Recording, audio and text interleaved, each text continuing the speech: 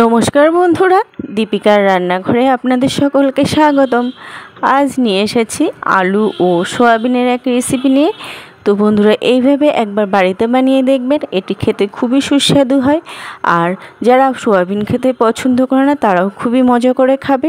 তো বন্ধুরা, এর জন্য প্রথমে আমি এক বাটিতে জল গরম করে নিয়েছি, এর মধ্যে 1 চামচ লবণ দিয়ে ভালোভাবে মিশিয়ে নিলাম। তারপর 250 গ্রাম সয়াবিন দিয়ে ভালোভাবে মিক্স করে ঢেকে রাখলাম 10 মিনিট মতন। এইদিকে দেখুন, আমি প্রায় 100 গ্রাম মতন টক দই নিয়েছি, দইটা একটু ভালোভাবে ফেটিয়ে নিলাম। আর একটা বাটিতে নিয়ে নিলাম 2 চামচ জিরে গুঁড়ো, 1 চামচ ধনে গুঁড়ো, 1 চামচ লাল লঙ্কার গুঁড়ো ও 1 চামচ কাশ্মীরি রেড চিলি পাউডার রঙের জন্য। এবার সমস্ত গুঁড়ো পাউডারগুলো একটু জল দিয়ে মিশিয়ে নিলাম।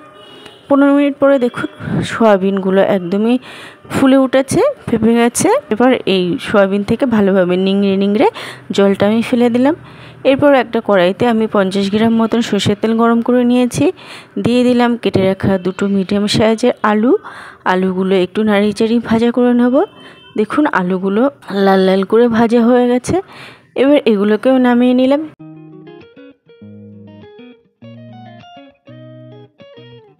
একই তেলের মধ্যে দিয়ে দিলাম সিদ্ধ করে রাখা জল ঝরিয়ে রাখা সয়াবিনগুলো 4 থেকে 5 মিনিট মতন সময় নিয়ে হালকা নাড়াচাড়া করে একটু লাল লাল করে ভেজে নিয়েছি। তো সয়াবিনগুলো ভাজা হয়ে গেছে, এবার এগুলোকেও আমি নামিয়ে নেব।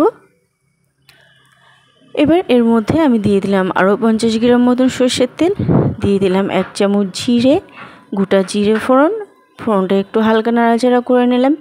দিয়ে দিলাম একটা মিডিয়াম সাইজের টমেটো কুচি, আর দিয়ে দিলাম আদা ও কাঁচা লঙ্কার পেস্ট 2 চামচ মতো। এবার মশলাগুলোকে ভালোভাবে একটু কষিয়ে নিলাম। তারপর দিয়ে দিলাম করে রাখা জিরে, ধনে ও লঙ্কার গুঁড়ো মশলা। এবার সমস্ত মশলাগুলোকে ভালোভাবে কষিয়ে নেব যতক্ষণ না পর্যন্ত এর থেকে একটা তেল ছেড়েছে। দেখুন এর থেকে তেল ছাড়া শুরু করেছে, মানে মশলাটা কষানো হয়ে গেছে। এরপর এর মধ্যে আমি দিয়ে দিলাম ফেটানো টক দই।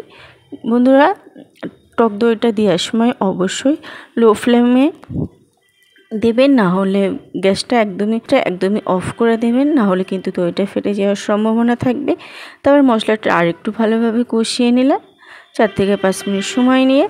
এরপরে এর মধ্যে দিয়ে দিলাম ভেজে রাখা আলু ও সয়াবিন। এবার ভালোভাবে একটু মশলার সাথে কষিয়ে নেব যতক্ষণ না পর্যন্ত মশলাটা কষা কষা হয়, ততক্ষণই একটু কষিয়ে নিতে হবে। এরপর দেখুন আলু ও সয়াবিনগুলো একদমই মশলার সাথে কষা কষা হয়ে গেছে। এবার এর মধ্যে দিয়ে দিলাম পরিমাণ মতন জল। আপনারা এখানে গরম জলও দিতে পারেন, গরম জল দিলে যেমন খেতে সুস্বাদু হয় তেমনই কালারটাও আসে। তারপর দিয়ে দিলাম স্বাদ অনুযায়ী 1 চামচ লবণ ও 1 চামচ হলুদ গুঁড়ো, ভালোভাবে মিশিয়ে নিলাম। ঢাকা দিয়ে 10 মিনিট মতো রান্না করে নেব। দেখুন 10 মিনিট পরে একদমই ঝোলটা একটু হয়ে এসছে, আলুটাও সিদ্ধ হয়ে গেছে। চামচ গরম মশলা গুঁড়ো দিয়ে দিলাম। আরও 2 মিনিট মতো নাড়াচাড়া করে নিলেই রেডি হয়ে গেল আলু সয়াবিনের তরকারি। এইভাবে একবার বানিয়ে দেখতে পারেন, খুবই সুস্বাদু হয় খেতে। তো বন্ধুরা, আজ এই পর্যন্তই। আবারও হাজির হব অন্য কোনো রেসিপির সাথে। সবাই ভালো থাকবেন, সুস্থ থাকবেন। রাধে রাধে।